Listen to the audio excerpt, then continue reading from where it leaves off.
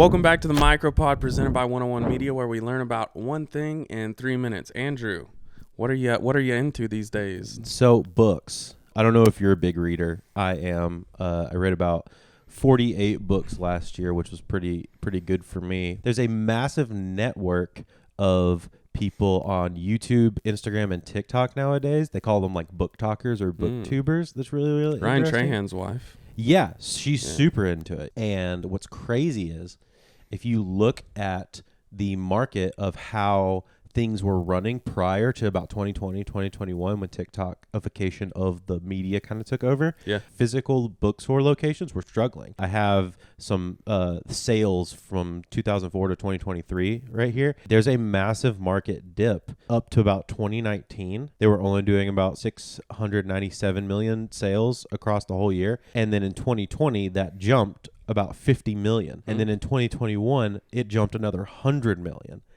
And then stabilized around 750, 730 million, kind of moving forward after that. So over the course of 2 or 3 years, because of book talkers, YouTubers, and Instagrammers, physical bookstore locations stabilized, which is just crazy to think about. When this happened, it kind of like reinvigorated this entire like rush to being a reader. Now you have people making their full-time living on YouTube and TikTok just being book talkers, And like specifically physical books. this numbers are only for physical book sales. Okay. So it doesn't include Kindle book sales, it doesn't include Audible book sales, which I'm sure showed a very significant rise as well in the same thing. But the main thing I want to focus on here, the amazing power of having a focused niche in social media.